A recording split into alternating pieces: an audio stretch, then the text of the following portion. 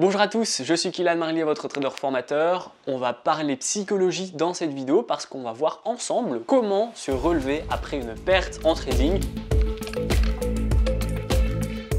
Que ça soit une grosse perte d'argent ou après un échec sur vos objectifs, tout est dans la tête et je vais vous expliquer comment faire pour vous relever. Vous le savez, on va avoir deux grandes spirales, une spirale positive et une spirale négative lorsqu'on va démarrer une session en trading. Lorsque vous allez faire une belle analyse dans de bonnes conditions, vous allez automatiquement avoir un meilleur point d'entrée. Et donc, si votre analyse est bonne, que votre point d'entrée est bon également, il y a très forte chance que votre position, elle aboutisse à un gain, ou au moins que vous puissiez sécuriser votre trade. Donc là, votre psychologie, elle est également positive parce que vous êtes content, vous avez fait un gain. Donc là, on entre dans une spirale positive. Vu que vous avez une bonne psychologie, vous êtes encore une fois dans de bonnes conditions pour mettre une position et voilà, tout s'enchaîne, c'est une sorte de boule de neige mais qui est positive. Admettons que vous n'êtes pas dans de réelles bonnes conditions pour lancer une position, lancer votre analyse et lancer en fait votre session de trading. Soit vous faites ça en plein milieu de votre travail, soit vous faites ça sur votre téléphone, soit voilà, vous n'êtes pas dans de bonnes conditions. Vous allez faire une mauvaise analyse. On ne peut pas correctement analyser sur un téléphone et on ne peut pas non plus correctement analyser et se mettre en condition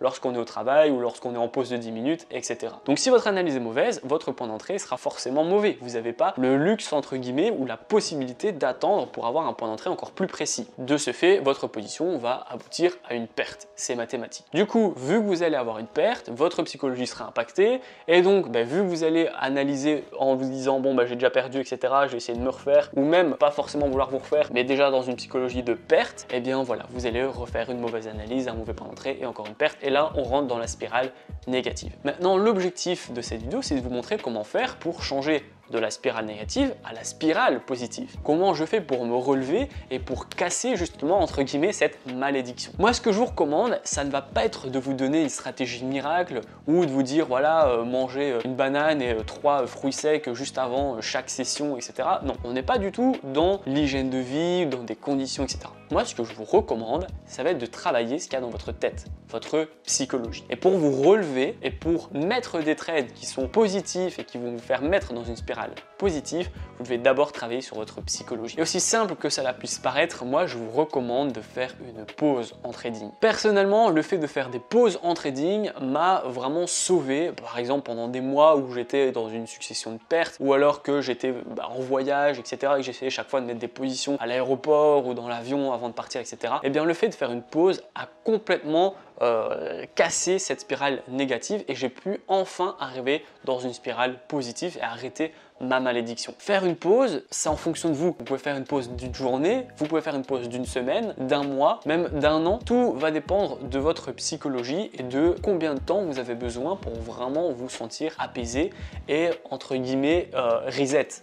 Vous êtes remis à zéro et vous êtes reparti de plus belle. Moi, ce que je vous recommande, ça va être de faire une pause très stricte. Vous allez fermer votre ordinateur et vous allez pas faire de trading du tout pendant une semaine par exemple. Admettons que vous avez besoin d'une semaine ou d'un mois. Et essayez justement de penser à autre chose. Ne pensez plus trading, pensez à autre chose, changez-vous les idées. Essayez d'aller dehors, essayez de faire une activité que vous n'avez pas forcément l'occasion ou le temps de faire. Si au lieu de faire 1 heure par jour en trading, faites plutôt 1 heure où vous allez promener ou 1 heure où vous allez, je sais pas, lire, etc. Mais essayez de ne plus penser au trading. L'objectif, ça sera quoi?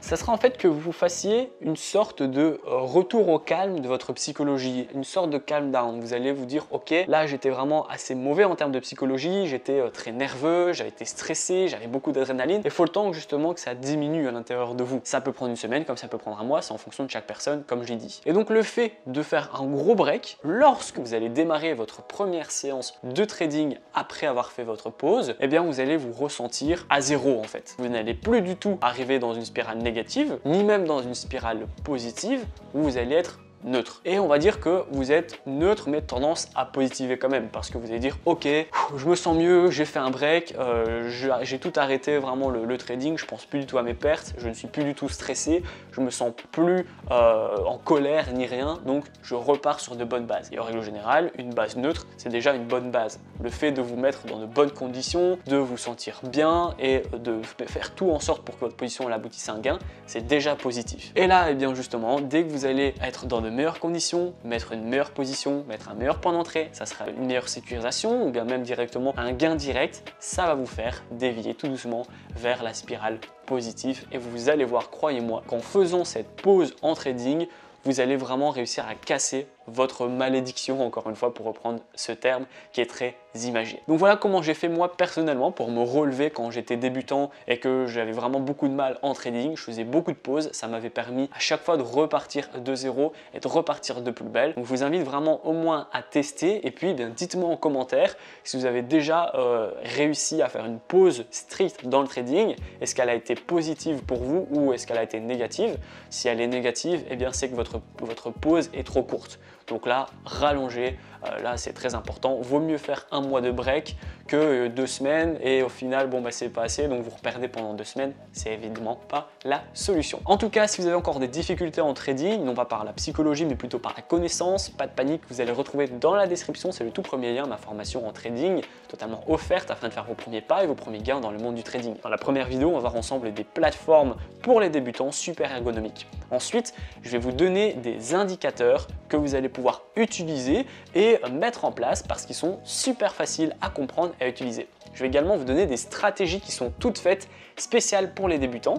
Je vais vous montrer comment j'ai fait mes premiers 1000 € par mois pour que vous puissiez copier ma stratégie et mon plan de trading. Et ensuite, on va faire un cours sur les take profits et sur les stop loss pour que vous puissiez être un trader qui dure dans le temps. La vidéo est terminée, j'espère qu'elle vous a plu. Si c'est le cas, n'hésitez pas à la liker, à la partager, surtout abonnez-vous. Et moi, je vous dis à très bientôt lors des prochaines vidéos.